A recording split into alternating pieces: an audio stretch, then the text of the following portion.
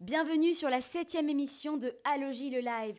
Et oui, c'est la dernière avant la rentrée. Alors aujourd'hui dans cette émission, on veut tellement vous faire plaisir que vous n'êtes pas prêts. On va recevoir une des plus grandes voix françaises.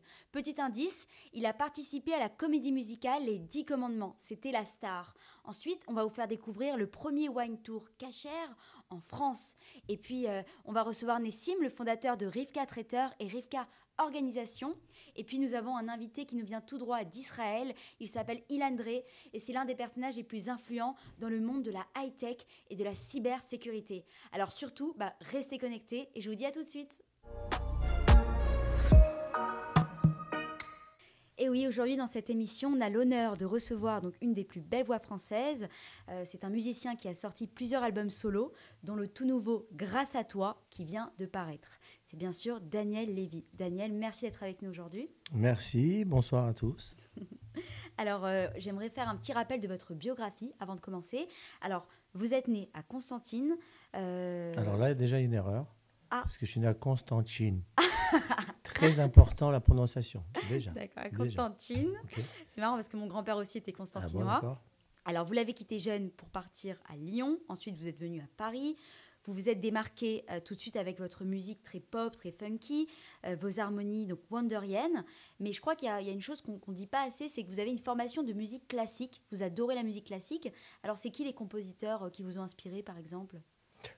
J'ai un cursus au conservatoire. J'ai appris à l'âge de 5 ans. Et donc, à la maison, moi, je suis le dernier de 7 enfants. Tout le monde jouait le piano. Et il y avait donc des grands compositeurs qui étaient joués sur ce piano où j'ai appris. Après mes frères et sœurs, donc on était dans cette cité ouvrière et on entendait quand même, avec ma maman à la cuisine en train d'éplucher les légumes, et puis chacun à son tour, les grands compositeurs, les Chopin, les Liszt, les Beethoven, les Rachmaninoff, etc. Ouais. D'accord. Et si on revenait aussi sur vos influences américaines, parce que vous avez quand même vos chansons, il y a du pop, du jazz, du soul. C'est qui les artistes qui vous ont inspiré ? Oui. Indéniablement, à l'âge de 12 ans, mon frère revient avec un album de Stevie et je découvre un univers. J'ai eu la chance de le rencontrer. Incroyable. Ouais. D'accord. Alors, et puis, c'est une époque où l'accès à la musique outre-Atlantique n'était pas aussi évident qu'aujourd'hui. Hein. D'accord. Il fallait aller dans des disquaires très spécialisés pour avoir les disques qui venaient d'ailleurs, des États-Unis, etc. Et donc, c'est pour ça que quand j'ai écouté ça, à l'âge de 12 ans, après, j'ai été accro. D'accord, ouais, c'est vrai, en plus, il n'y avait pas l'accès aux réseaux sociaux, Internet, c'était plus ça, compliqué. Alors, avant de parler de votre actualité, moi, j'aimerais faire un petit jeu de devinettes. Je vais vous donner un mot-clé et vous allez me dire à quoi ça vous fait penser. Voilà, il y en a 4. Alors, on va commencer par Gloria Gaynor. Alors, Gloria Gaynor, elle a volé aux prises uniques. Et ça, je dis à personne, ça encore. Elle volait aux prises uniques. Ah ouais ? Voilà. Vous avez d'autres questions ? Oui. Alors, Gloria Gaynor, j'ai eu la chance de faire sa première partie en Europe. Et après, elle me refaisait monter sur scène pendant son show et je l'accompagnais au piano sur You've Got a Friend, une chanson de Carole King. Et j'étais tout minot et je me baladais en Europe avec elle. C'était une belle expérience. Ah, ça devait être un très beau souvenir. Et si je vous dis maintenant Frédéric Chopin ? Alors, Frédéric Chopin, il n'y avait pas encore les prises uniques, donc on ne peut pas dire qu'il volait dans les prises uniques. Mais Frédéric Chopin, moi je m'appelle Frédéric en deuxième prénom. Oui, c'est vrai, je l'ai entendu dans une interview. Et ma maman m'avait appelé comme ça parce qu'elle aimait la musique et qu'elle aimait Chopin. Bon. Et j'ai eu l'occasion de jouer le rôle de Chopin dans une comédie musicale. De Catherine Lara. Oui, tout à fait. C'est ça, d'accord. C'était troublant. C'est sans doute l'un des plus inspirés des compositeurs romantiques. Et si je vous dis maintenant le mot béatitude, ça vous fait penser à quoi ? La béatitude, c'est la posture qu'on devrait tous avoir quand on se lève le matin. Oui. L'idée qu'on doit remercier le ciel, qu'on doit être plein de remerciements, de reconnaissance envers ce cadeau qui nous est fait, le cadeau qui est que l'on est vivant, et que c'est une équation complètement dingue d'être ici, de jouir de ce monde. Ouais, on peut être que dans la béatitude et la félicité. Oui. Et si je vous dis allogie ? Alors, allogie, il n'y avait pas encore les prix uniques ni les carrefours. Donc celui-là, la logis, il allait voler dans les Auchan, dans les Leclerc. Je suis au courant de tout. Ma logis, c'est une vieille histoire d'amitié. À logis, il y a plusieurs années déjà, je travaillais avec eux, en la personne d'Eric Assoun, Ouais. qui est un garçon charmant et qui mène bien cette entreprise, j'allais dire, du cœur, et qui fait bénéficier voilà, de toute cette générosité à la communauté. Eh ben, j'ai fait mon site avec lui et je l'avais laissé un peu tomber. Là, on va le remettre, on le remet sur pied. Mm. Et c'est surtout voilà, une histoire d'amitié. Alors, parlons maintenant de votre actualité. Vous avez sorti un très bel album qui s'appelle Grâce à toi, dans lequel on peut retrouver des chansons comme Elle et moi, Les gens bien, Vivre aux éclats. Donc, c'est des titres assez positifs. Alors, moi, j'aimerais savoir qu'est-ce qui se cache derrière le nom de ces chansons. Voilà. Le nom de ces chansons, les Oui, titres voilà. de ces chansons? Parce qu'on a l'impression que la reconnaissance, l'amour triomphe. On a l'impression que vous voulez remercier quelqu'un, remercier quelque chose. Oui, tout à fait. C'est cette posture-là d'être dans la gratitude. Vous parliez de béatitude. Moi, je parle aussi de gratitude, de reconnaissance absolue. Et j'avais vraiment des raisons de le faire parce qu'aujourd'hui, à travers la crise qu'on traverse, qu'on a traversée de façon plus intense il y a quelques mois, les gens se sont plaints, les gens ont été privés, ont été contraints, contrits. Et donc, il y avait beaucoup de reproches. Et voilà, on leur a enlevé leur liberté, on leur a enlevé leur quotidien facile, leur accès à la vie en général. Et du coup, ça se plaignait beaucoup. Oui. Et moi, j'ai voulu aller à contre-courant parce que moi, j'ai beaucoup à remercier. D'abord, si on prend un peu de recul, c'est une crise qu'on a traversée tous ensemble, l'humanité. Donc, on est tout d'un coup dans une espèce d'égalité. Mm. Il y a plus de, on a nivelé les différences sociales avec cette crise qui touche tout le monde, quel que soit son milieu. Et puis moi, à titre personnel, j'avais besoin de remercier le ciel, remercier aussi le personnel soignant parce que j'ai eu à les fréquenter de près. Et ils sont nos nouveaux héros. Oui, Donc, c'est vrai. donc on devait les remercier. Et puis en général, remercier. Moi, je remercie tous les jours mon boucher, je remercie la boulangère. Il faut remercier les gens. Il faut remercier tout le Ouais, monde. c'est important. Ça fait du bien, même un simple merci peut changer la journée de quelqu'un. Non, puis on peut que dire merci parce que, Ouais. encore une fois, rien n'est dû et que Ouais. on a bien vu que la vie est très fragile, hein, tout est précaire. C'est vrai. Un petit virus invisible. Alors, du coup, moi, j'ai écouté les chansons, elles sont très belles. Et Merci. c'est un album qu'on peut retrouver donc, sur toutes les plateformes aujourd'hui, voilà, si vous voulez l'écouter. Et du coup, on voulait savoir aussi vos projets pour l'année. Est-ce que vous allez avoir des nouvelles tournées? J'ai commencé une première date de tournée le 21 juin à Porte-les-Valences. Et il y a une nouvelle équipe de musiciens, enfin il y en a des anciens, mais on a reformé une nouvelle équipe. Et puis surtout, j'ai été jouer les morceaux de l'album sur scène. Et comme les chansons, elles prennent leur vraie dimension sur scène, Oui. C'était un vrai test. Et on l'a passé avec succès parce que ça a été c'était un beau concert. Alors, voilà, on a fait plusieurs extraits et là, il y a un nouveau single qui sort qui s'appelle Marche. Marche, c'est ça, j'ai vu le petit remix sur Instagram. Voilà. C'était très bon, qui m'a donné envie de danser. Ouais, remixé en collaboration avec le talentueux Danny Sainté. Oui, c'est ça. Et donc... Plein de belles choses qui arrivent. Bah oui, surtout, il y a plein de dates qui arrivent aussi. On espère pouvoir proposer cet album, ces chansons au plus grand nombre. D'accord. Alors, avant de terminer cette interview, chez Allogie, on aime bien poser ces questions. Quels sont vos 3 restaurants préférés du moment où vous aimez manger? Je crois que vous êtes dans le sud, donc des adresses dans le sud à nous donner. Ah ben, il y a le Brothers, qui est incontournable. C'est le restaurant cachère du moment, Cachère. qui vient de réouvrir. Et moi, j'habite à côté, donc c'est un peu ma cantine. Et on y mange très bien, c'est un restaurant gastronomique. Et On peut y voir Amir, je l'ai vu la semaine dernière. Ah. On peut voir tous ceux qui, quand ils descendent à Marseille, vont manger. En plus, c'est sécurisé. Il y a de la musique, il y a de l'animation musicale. Et puis, on y mange très bien. Donc, voilà. On peut aussi... moi, ici, j'aime bien aller chez des amis au Chalet des Pins. Oui, Chalet des Pins, oui. Voilà, où il y a une belle terrasse très californienne, comme ça, on se croirait à Los Angeles. Et j'aime bien aussi aller chez Zazo. Zazo, je ne sais même plus s'il existe Zazo. Non, il n'existe plus Zazo. C'est quoi, c'était un restaurant tunisien, genre? C'était un restaurant tunisien au Faubourg, à l'époque où on allait au Faubourg. Alors maintenant, le Tips, hein, dans le 19e. Ouais, le Tips, c'est bonne vrai, adresse, pas mal. On peut y aller à n'importe quelle heure ou presque. Voilà. Bon, bah super, eh ben, voilà, ça plaira aux internautes. Merci Daniel d'être venu, c'était un plaisir. Donc l'album Grâce à toi est disponible sur toutes les plateformes.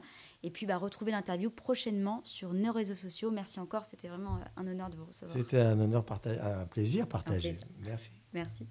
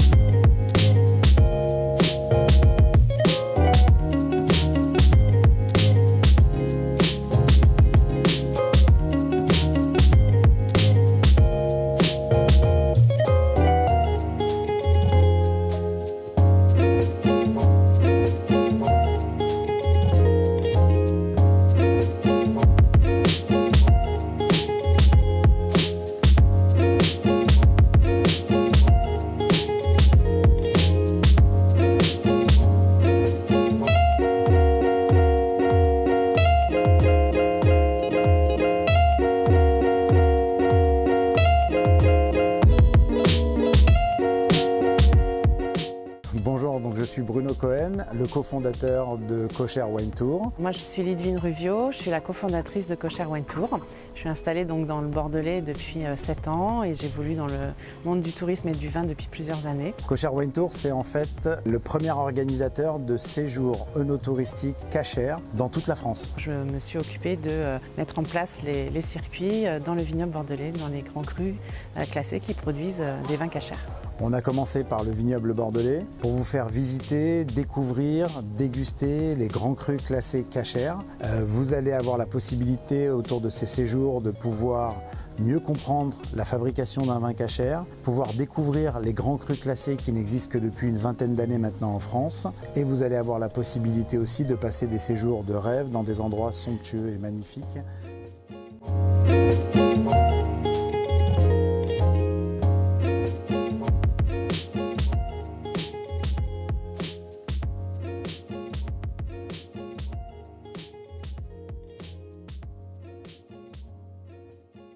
Allez, on reçoit maintenant Lidvine et Bruno. Ce sont les cofondateurs de Cocher Wine Tour, le premier organisateur de séjours œnotouristiques cachers de luxe en France. Alors bonjour, comment ça va? Bonjour, merci de nous accueillir. Avec plaisir. Alors, pour ceux qui ne connaissent pas ce terme, l'œnotourisme est une forme de tourisme qui repose sur la découverte des vignobles et des vins qui y sont produits. Alors, d'où vous est venue cette idée de lancer le premier Cocher Wine Tour en France? L'idée est venue tout simplement d'une soirée que j'ai passée au restaurant un soir à Bordeaux, avec des gens qui buvaient du vin non cachère et qui ont commandé ce soir-là une très belle bouteille. Je ne sais pas pourquoi, mais à la fin du repas, j'ai eu cette envie de découverte. J'ai pris le verre, j'ai regardé, j'ai senti. Ça a créé en moi quelques émotions. J'ai vraiment eu envie de mieux comprendre. Évidemment, je ne l'ai pas goûté, puisqu'il n'était pas cachère. Mais j'ai décidé de mieux comprendre les choses et de me dire, le vin non cachère, le vin cachère. Moi, aujourd'hui, j'ai besoin d'avoir un vin de qualité. J'aimerais, dans les châteaux, pouvoir déguster une bouteille, qu'on m'explique une bouteille de vin cachère, vin non cachère, et qu'on puisse me faire comprendre un petit peu quels sont les grands crus. Et j'ai contacté donc mon associé aujourd'hui, Lidvine, qui, elle, était dans le milieu, on va dire. Et finalement, je lui dis, écoute, tu appelles un de tes contacts dans les châteaux et tu me fais une rencontre rapide, puisque j'étais là 3 jours, tu me fais une rencontre rapide pour que je puisse découvrir les grands vins cachères. Donc vous avez vraiment lancé le no-tourisme cachère en France. C'est vraiment inédit. Et en fait, moi, je suis allée voir tous les châteaux, les grands crus classés qui produisent du vin cachère sur le vignoble bordelais. Je leur ai présenté l'idée parce que, en fait, quand je me suis rendu compte que ça n'existait pas, j'ai dit à Bruno, c'est pas possible que la communauté juive n'ait pas accès à la dégustation de vin au sein de ces grandes propriétés. Donc, il faut le créer. Voilà. Donc j'ai contacté de ce fait tous les grands châteaux qui produisent du vin cachère à Bordeaux, et puis je leur ai présenté le concept qu'ils ont tous validé. Ils nous ont vraiment suivis. Le no-tourisme cachère aujourd'hui, pour toute la communauté juive du monde entier, c'est possible. Bien sûr. Voilà. Y a Eric et Ruben, donc, qui font partie de l'équipe d'Alogie, sont venus découvrir le Wine Tour dans les vignobles bordelais. Alors, c'est quoi exactement? Qu'est-ce que vous proposez? Alors en fait, nous proposons des circuits de 1 journée, 2 jours ou 3 jours, de petits groupes, entre 10 et 20 personnes. Et en fait, on leur fait visiter plusieurs appellations pour qu'ils puissent voir déjà les différences de paysages, de goûter différents types de vins aussi, puisque d'une appellation à l'autre, ce sont des vins différents. Et puis ce sont aussi des circuits tout compris où on inclut donc les visites et les dégustations dans les châteaux, l'hébergement dans un hôtel 4 étoiles, les repas strictement cachères bien évidemment, et puis le transport en minivan de luxe. Voilà. Comment vous arrivez à commercialiser vos Wine Tours? Alors, on a un site internet où on présente donc les différents circuits. Alors, il faut venir régulièrement parce qu'on met des nouveautés assez régulièrement. On a aussi nos réseaux sociaux, la page Facebook et Instagram, sur lesquels on présente les différents wine tours. Et puis, en fait, c'est notre partenaire Havas Voyage qui s'occupe des réservations. Et puis, on organise aussi un circuit mixte bassin d'Arcachon et vignoble. On organise des séminaires d'entreprise, également des enterrements de vie de garçons et vie de jeunes filles. D'accord, ok, c'est super. C'était bien d'ailleurs, on en a fait un. Oui, j'ai vu sur vos réseaux. On en a fait un il y a moins d'1 mois. Ils se sont éclatés. En fait, déjà, ça nous a fait plaisir de pouvoir le faire parce qu'on a participé à une journée magnifique. En fait, c'est un groupe pour un enterrement de vie de garçon qui sont venus à 6 ou 8 personnes, je ne me rappelle plus. Ils ont passé le Shabbat du côté d'Arcachon, à côté de la dune du Pilat. Ils ont loué une villa avec piscine sympa. Ils ont passé leur Shabbat et nous, on les a récupérés donc dimanche matin sur le bassin d'Arcachon pour une croisière en bateau qui a duré 3 heures. Pendant cette croisière, ils ont eu la possibilité donc de déguster des vins blancs, rosés, cachères évidemment, avec un repas qui a été servi, un repas cachère sur le bateau. En tout cas, donc c'était une belle journée. Ils ont dû boire du bon vin. Ils ont bu du bon vin, toujours avec modération évidemment, parce que ce sont des dégustations. Le but, c'est pas de boire du vin à outrance. Il est hors de question qu'il y ait une connotation dans ce sens-là pour nos wine tours. En revanche, ils ont vraiment apprécié, découvert. Il y avait un atelier qui était exceptionnel, je ne peux pas en parler parce que il faut le vivre. Il faut le vivre pour le comprendre, qui est dans les châteaux, toujours accompagné du sommelier du château. En tout cas, c'est réussi. Alors, je vois que vous avez apporté de belles bouteilles. Je vois les noms Château Pape Clément, des vins qu'on ne voit pas tous les jours. Est-ce que vous pouvez nous les décrire un petit peu? Bien sûr. Alors, vous avez ici donc le Château Pape Clément, qui est un Pessac-Léognan, toujours un grand cru classé, qui fait partie vraiment de l'élite. En fait, ces 3 bouteilles-là font vraiment partie de l'élite des vins cachers commercialisés aujourd'hui. Vous avez le château Smith-Olafite, qui est assez connu, qui est une propriété qui fabrique du cacher depuis quelques années maintenant, et le fameux château Giscourt, qui est très connu aussi, qui est un grand cru classé en région Margaux. Toutes ces bouteilles-là sont des bouteilles d'excellence, on va dire, de très très haut de gamme, qui permettront aux gens de découvrir un univers particulier. L'idée, c'est qu'aujourd'hui, pour nous, pour nos enfants, on peut essayer d'élever un peu le niveau en se disant, on va apporter une belle bouteille de vin, mais on va expliquer aussi... Ça raconte une histoire. Voilà, aussi, une toute petite histoire, oui. sans trop prendre la tête aux gens à table, mais simplement en leur faisant comprendre qu'il y a une histoire derrière ça. Que les grands crus classés cachers, aujourd'hui, n'existent que depuis 20 ans. C'est tout jeune pour le vin. Mais ça existe. On a tout le temps cette connotation de nous dire vin cacher et vin égale vin pas bon, moyen, mauvais parfois, etc. Alors que c'est pas vrai. Et en réalité, aujourd'hui, la motivation principale, c'était de se dire aussi, tous les vendredis soirs, dans chaque foyer français, juif, du monde entier, on ouvre une bouteille de vin. Après, qu'on la déguste ou pas, ça dépend du vin. Mais on ouvre une bouteille de vin dans chaque foyer juif du monde entier chaque vendredi soir pour faire notre prière. L'idée, c'est simplement de se dire que rares sont les gens, en fait, qui connaissent les grands vins. Tout le monde se dit, on a des petits vins ou des moyens vins. Et aujourd'hui, en France maintenant, pas qu'aux États-Unis ou ailleurs, on peut aujourd'hui pouvoir recevoir du monde, leur expliquer qu'est-ce qu'un grand vin et servir enfin un grand vin cacher à table pour ceux qui le souhaitent. Je veux juste quand même que vous sachiez que dans tous nos wine tours, il y a obligatoirement un passage à la grande synagogue de Bordeaux qui nous a accueillis les bras ouverts, qui est magnifique. C'est un passage très rapide qui ça permet de la découvrir déjà dans un premier temps et de pouvoir comprendre quelle était l'histoire des Juifs de Bordeaux. On visite Saint-Émilion d'un côté, mais on visite aussi la grande synagogue de Bordeaux. Au niveau culturel, c'est important pour pas qu'il y ait que du vin.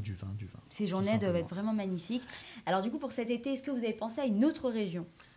Alors pour cet été, on a lancé un concept extraordinaire qui va faire rêver tout le monde. Ça ne s'appellera pas un wine tour, mais un wine day sur la Côte d'Azur pour pouvoir visiter des châteaux en Provence. Donc peut-être que Lidvine va l'expliquer mieux que moi, mais en tout cas, c'est un projet extraordinaire.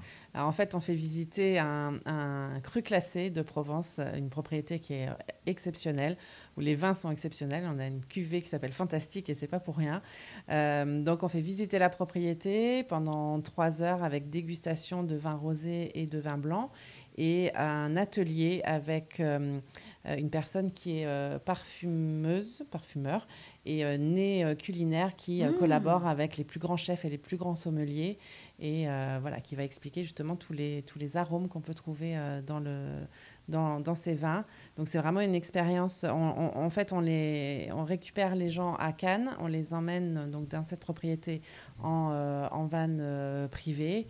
Donc voilà, c'est une très belle expérience dans ce château et on commence au mois d'août, 10, 11 et 12 août. Ça donne envie. Franchement, à travers vos paroles, vous nous faites voyager.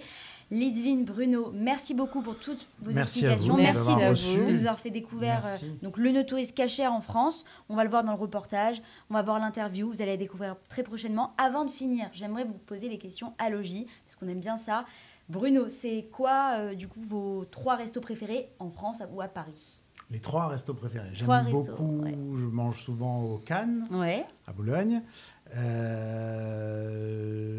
a eu le plaisir de monter un partenariat avec notre ami Michael, qui est donc à Bordeaux, qui lui a le Misada, qui est très bon. Et le 3e, ce sera la cuisine de ma maman, peut-être. Ah bah oui, je fais un petit coucou quand même, parce que c'est pas un restaurant, mais c'est tout comme depuis 45 ans. C'est la première fois qu'on le dit. Voilà. Et Lidvine, vos 3 destinations préférées où vous aimez voyager ? Alors, évidemment, la région de Bordeaux et le bassin d'Arcachon, parce que le bassin d'Arcachon, voilà, c'est quelque chose qui est quand même très typique, sauvage. La Côte d'Azur également, et puis l'Espagne. D'accord, ok. Bon, merci beaucoup, c'est bon à savoir. Merci d'être venu avec vos belles bouteilles d'excellence. Merci de nous avoir accueillis. Et je vous dis à très vite. Retrouvez cette interview donc dimanche sur nos réseaux sociaux à Logis le Live.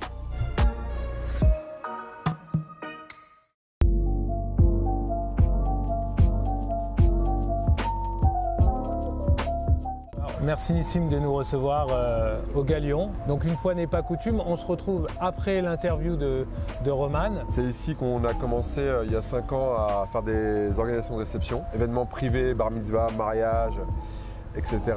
Et les réceptions d'entreprise.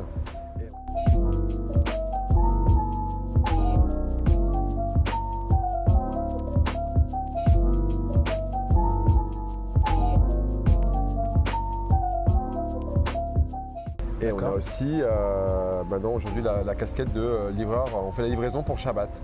Et c'est d'ici dans toute la France. Dans toute la France. C'est d'ici que partout, tous les colis de toute la France. Donc là par exemple, je suis en train de préparer une commande qui va partir sur Toulouse. Donc là vous avez des plats, vous avez des chalotes, des fricassés, des bagels et évidemment les kémias. Donc là tout simplement les colis sont rangés pour faire en sorte que tout parte dans des bonnes conditions. Tout est filmé. On met les chalotes pour bien caler tout ce qui est plat et pour que les personnes passent un bon Shabbat. Ensuite, la petite étiquette donc, qui part à Toulouse, c'est Agde, donc 34 300. Le carton est fermé et on met une étiquette évidemment, donc Beddin, certifié Beddin de Paris, ici. Et voilà, donc ce colis part à Agde, donc il est 15h30 actuellement. Chronofresh arrive dans une petite demi-heure et il sera demain chez le client entre 8h et 13h.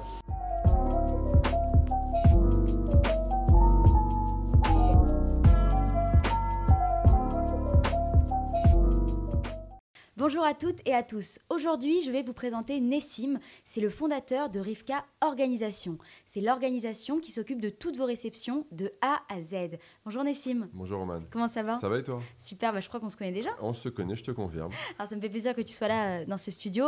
Alors déjà, parle-nous de Rivka Organisation. Rivka Organisation, c'est un système qu'on a imaginé avec mon épouse il y a 5 ans. On a voulu organiser la bat mitzvah de notre fille. On s'est débrouillé tout seul, on s'est rendu compte qu'il y avait des solutions qui étaient beaucoup trop onéreuses et on a décidé de créer des formules à partir de 50 €, clé en main, salle, DJ, traiteur, photo, avec un minimum de 100 personnes, tout simplement. C'est génial. Et je crois qu'il y a 1 an, donc, tu as lancé Rivka Traiteur. Donc c'est un service qui propose de livrer des Shabbats dans toute la France. C'est quand même inédit. Alors explique-nous le concept. En fait, Covid oblige, je m'ennuyais, et je trouve des solutions pour m'occuper. Et donc, on a lancé le concept des repas de Shabbat déjà sur Paris. Le marché était très fermé, beaucoup de concurrents.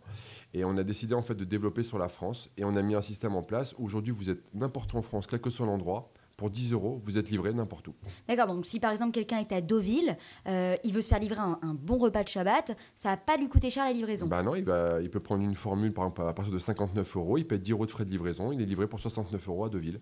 Mais Deauville, c'est à côté. On peut parler de Monaco, on peut parler de la montagne, on peut parler de n'importe où en fait. D'accord. Est-ce que tu comptes donc du coup élargir tes zones de livraison, aller plus loin que la France, que l'Europe? Alors la Belgique est déjà ouverte. Ouais. Et si Dieu veut, l'Espagne. La Belgique est déjà ouverte et on va ouvrir l'Espagne si tu veux. Voilà. Alors du coup, l'été arrive à grands pas, les gens vont se retrouver en vacances, aussi en France. Alors, tu crois que tu auras pas mal de Shabbat à livrer? Comment tu vas faire? Comment tu vas t'organiser? En fait, je vais m'organiser comme je m'organise toutes les semaines parce que, Baruch Hashem, aujourd'hui, on livre entre 80 et 100 Shabbats en France toutes les semaines. On a développé un système qui est très simple, on travaille avec Chronofresh. Ouais. Ils viennent, ils collectent les cartons le jeudi. Ça arrive le vendredi chez vous, où que vous soyez en France. Donc, on a des gens qui partent en camping. On a des gens simplement qui vont dans leur maison de vacances. Ou on a simplement des gens qui vivent dans des endroits où il n'y a pas d'accessibilité pour manger cachère. Ouais. Et là, voilà, on a réglé le problème. On peut manger cachère partout en France. C'est vrai que c'est galère. Si tu n'as pas de supermarché cachère à proximité, tu ne sais pas cuisiner, on t'appelle, tu nous livres. On est content. J'ai envie de te dire que tout le monde sait cuisiner, enfin au moins des œufs. Mais le truc qu'il y a, c'est que les gens vont se faire des kiffs. On a des prix qui sont vraiment très attractifs. Par exemple, on a un exemple très concret pour une famille de 6 personnes. Ouais. On est à 139 € la box de Shabbat avec 6 plats, donc portion 2 personnes, 16 kémias, 6 chalotes, et vous avez juste 10 € à payer pour être livré, quel que soit l'endroit où vous êtes. Alors moi j'avais une question, est-ce qu'il y a un délai de livraison? Est-ce qu'il y a un délai pour se faire livrer? Alors le délai pour commander déjà, c'est le mercredi soir, jeudi, midi maximum, dernier carat, et la livraison elle se fera quoi qu'il arrive le vendredi entre 8h et 13h par nos collaborateurs, notre partenaire Chronofresh. D'accord, donc toujours avec Chronofresh. Toujours. Et si on revient à Rivka Organisation, est-ce que tu comptes développer ce service-là? Alors, Rivka Organisation est déjà pas mal développé parce qu'avant Covid, on tournait à plus d'une centaine de réceptions par an. D'accord. Covid oblige, on a dû stopper comme tout le monde. On a mis en place et on a créé d'autres formules. Alors là, on n'a pas la formule à 50 € tout à l'heure, qui était une formule, on va dire, entrée de gamme. Mais on peut imaginer que la formule très haut de gamme pour une bar mitzvah, c'est 80 €. Et là, vous avez salle, DJ, traiteur, photo, vidéo, déco. D'accord, ok, super. Bon, bah, ça, c'est bon à savoir. savoir. Et on a des salles partenaires. Donc là, ici, comme tu peux voir, Roman, tu es déjà venu dessus, donc tu connais. Donc voilà le Galion. Donc c'est notre bateau, c'est le bateau de Rivka Organisation, où on fait des fêtes. Donc ce bateau se trouve dans le 16e arrondissement. Et évidemment, on a 10 autres salles partenaires avec qui on travaille de manière régulière. Mais voilà, c'est un des endroits où on travaille, on fait des bar mitzvahs, des bat mitzvahs, etc. Super. Donc c'est trop beau. C'est sympathique, ouais. J'aime bien, ouais. Bon, bah, en tout cas, tu proposes 2 services totalement différents. Et toujours super complets, super utiles, efficaces. C'est toujours le même esprit, surtout, c'est de te dire qu'aujourd'hui, faire une fête, ça devient accessible.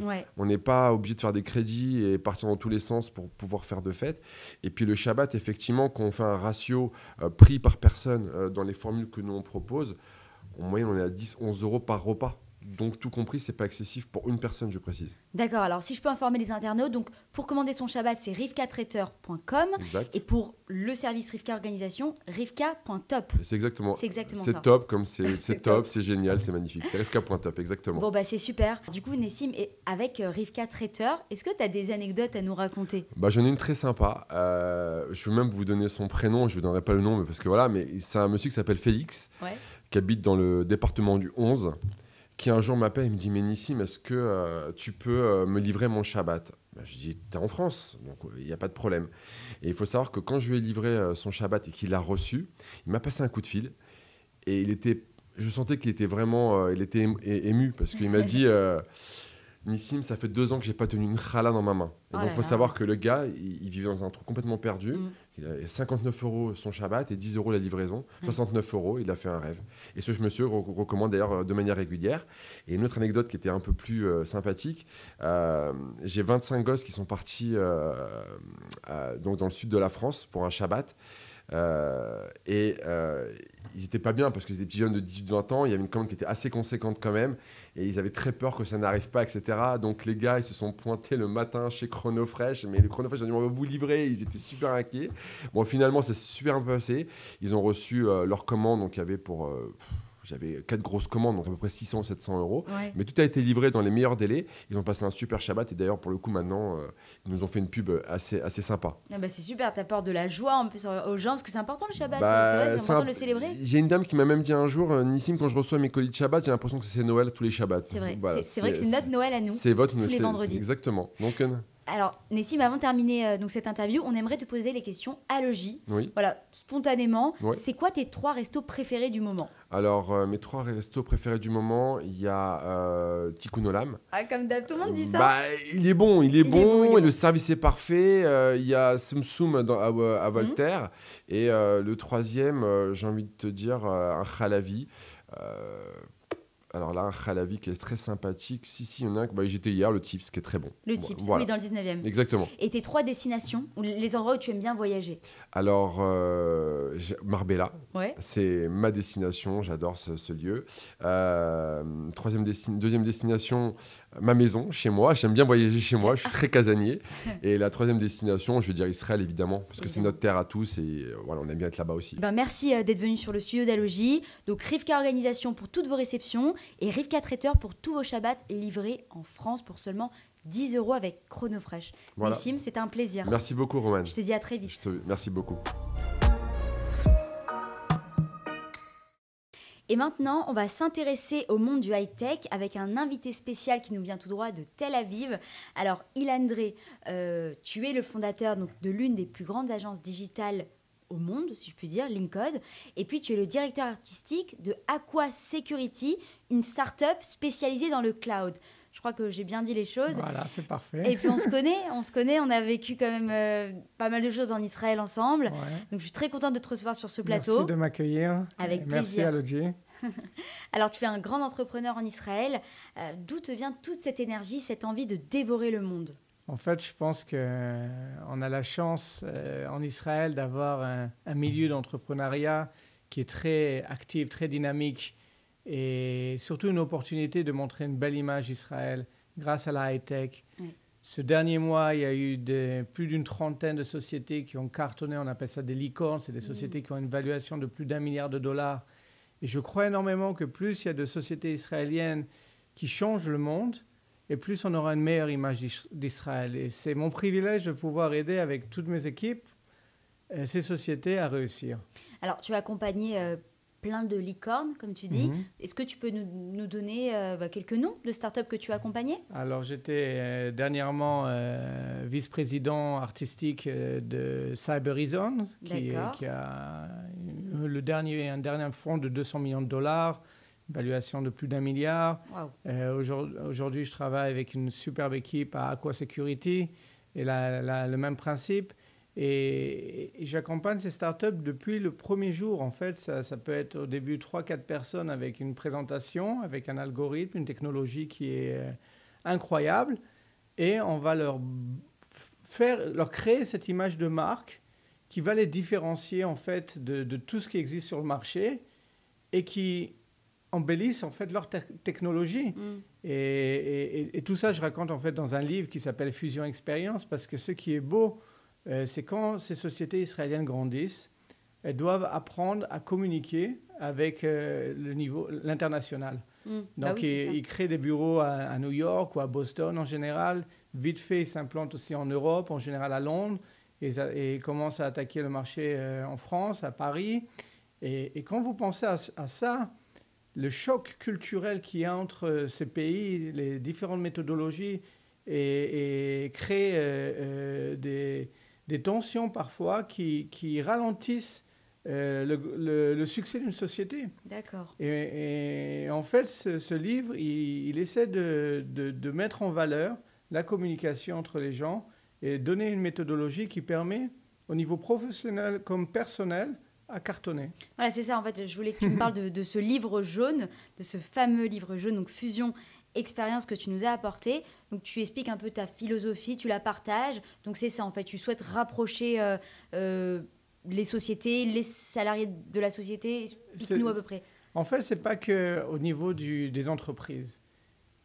Aujourd'hui, avec la situation du Covid, on a été forcé à garder ce qu'on appelle une distance sociale. On porte le masque. C'est encore plus difficile aujourd'hui de communiquer. J'imagine, pour draguer une fille aujourd'hui ou un mec, c'est beaucoup plus compliqué. On se méfie. On se méfie. Ensuite, il y a tout ce qui se passe dans les réseaux sociaux. Pendant la guerre en Israël, c'était très binaire, noir ou blanc, anti-Israël ou pour Israël. C'était une sorte de caricature. Il y a plus de juste milieu. Il n'y a plus d'autres couleurs. Et donc c'est terrible, quoi. Et dans un monde qui essaie autant de nous diviser, c'est le moment de fusionner. C'est le moment de fusionner des idées, de fusionner à tous les niveaux culturels, à accepter l'un l'autre. Et c'est que comme ça qu'on peut changer le monde. J'avais une conversation juste hier avec une amie algérienne qui me racontait comment en Algérie, on nous a éduqués à détester le juif. Oh là là. Et c'est terrible parce que ma mère est algérienne et je lui ai expliqué, mais à l'époque, les juifs d'Alger, les arabes d'Alger, les juifs et les musulmans, ils étaient des très bons copains, quoi. Ouais, c'est vrai. Et le monde est parti de façon extrême à du radicalisme. Et pour combattre ça, ça ne sert à rien d'être plus radicaliste que le radicaliste. Ouais. Ce n'est pas comme ça qu'on va changer le monde. C'est vrai. Donc, j'ai commencé vraiment en analysant mon process dans les sociétés, à comprendre que ce que je faisais, en fait, c'est de rendre beaucoup plus fort les équipes en les conjuguant, en les mettant ensemble, en les mettant en symbiose, on appelle ça en français. J'ai oublié mon français, donc je suis désolé à tout. C'est pas grave, tu parles très très bien. Et que comme ça, en fait, tu arrives à changer le monde. Donc, il y a des gens qui ne sont pas des entrepreneurs qui pourront lire le livre et qui pourront prendre une leçon personnelle parce que je raconte en fait mon histoire personnelle. Donc, ce livre est sorti en édition très limitée. Et comme tu peux constater, la boîte est noire. En fait, le noir, c'est le sombre qui existe dans ce monde. Et quand tu sors de la boîte, la lumière qui t'éblouit, qui t'enchante. Et je joue avec différentes textures, le papier qui vient d'Italie, le velvet à l'intérieur qui vient de France. Il y a même une odeur de Chanel dans Théus, de mon parfum, pour agrémenter en fait une expérience qui est holistique, qui fait partie de ma philosophie. Et quand tu rentres dans le livre, subitement, tu as une collaboration avec plus de 15 différents artistes mondiaux qui ont participé à cette idée qui leur a beaucoup plu. Parce que c'est pas habituel que quelqu'un t'invite dans un livre et qui a envie de partager de choses et de donner aux gens ce cadeau, cette philosophie, et pour les inspirer. Ilan, tu as l'air très très engagé. Alors tu es aussi un grand défenseur d'Israël, parce que je le vois à travers tes vidéos, tout ce que tu postes. Alors pourquoi tu souhaites qu'on s'intéresse autant à ce pays, Israël? Israël a une image de marque qui n'est pas si bonne au niveau de la communication dans le monde et surtout très radicaliste. Et il y a beaucoup d'amalgames et on mélange l'antisémitisme avec l'antisionisme. Et il y a beaucoup de vagues, de courants de haine. Il n'y a pas un autre mot. Et je trouve ça qu'en 2021, c'est très triste. On devrait être ensemble et montrer d'autres images, d'autres aspects de la société. Et c'est la même chose dans tous les pays du monde. Oui. Le monde est devenu très caricatural. Et c'est dommage parce qu'on a des technologies comme Internet qui nous permet de montrer notre visage du monde. Et nous pouvons changer ce visage, cet aspect d'Israël en partageant tous nos bonheurs, pas la haine, c'est pas en partageant quelqu'un qui fait un acte antisémite que vous allez aider à faire réagir. Je sais que ça vous révolte, mais en partageant ça, ce qu'on retient visuellement, c'est une croix gammée, c'est un mec qui prend Hitler, c'est un mec qui casse un juif. C'est pas ça qui va changer. Oui, on va retenir que le mauvais, en fait. Le mauvais. Le bon, c'est... Et à la fin, on a des réseaux sociaux qui sont d'une négativité incroyable. Bien sûr. Et à la fin, tu sais, tu sors. Avant, Facebook, c'était des petits chatons et des trucs comme ça et des oiseaux. Aujourd'hui, c'est terrible, quoi. Et ne parlons pas de Twitter. Ne parlons pas de Twitter, ne parlons pas des commentaires qui sont... propagation de haine qui est affolante. Affolante, à tous les niveaux, hein. Oui. Et ce n'est pas comme ça qu'on pourra changer le monde. Donc, ma philosophie est une invitation à s'accepter et à partager cet amour de l'être humain, parce que l'être humain est né pour s'entraider. Merci Ilan pour ce beau message. Et du coup, on aimerait te poser donc la question à Logi. Toi qui as vécu en France et en Israël, c'est quoi les 3 restaurants où tu aimes manger? Alors, il y a vraiment de très bons restaurants en Israël. L'expérience culinaire est devenue fusionnelle et comme dans la restauration on le ressent, alors je vais vous conseiller mes favoris.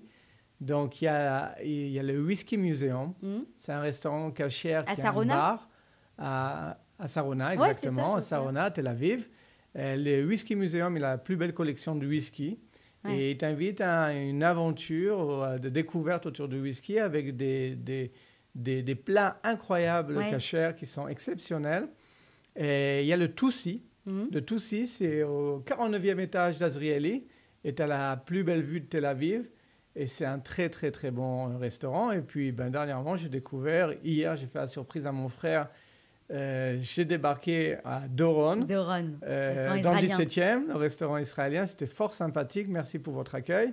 Et voilà, c'est tout. Donc, j'espère que c'est des belles adresses. J'essaie de vous apporter des choses qui sont authentiques et variées. Il y a vraiment le choix. Merci Ilan pour cette interview. Donc vous pouvez retrouver notre échange dimanche prochain, voilà, sur Allogy le Live, pour en apprendre un peu plus sur l'high-tech, sur Israël et sur tout ce que tu as dit. Voilà, c'était une très très belle interview. J'ai passé un très bon moment. Ça me fait énormément plaisir. Merci à toi et merci à vous. Et voilà, on arrive à la fin de la 7e émission. On aimerait tout d'abord vous remercier d'être toujours là. On aimerait remercier nos invités et puis les sponsors qui nous accompagnent, hypercacher.com et le guide des écolesjuives.com. Et moi, je vous dis, on se retrouve à la rentrée, voilà, avec plein de nouveaux invités, plein de surprises, plein de kiffs sur cette émission de Allogy le Live. Merci, à bientôt.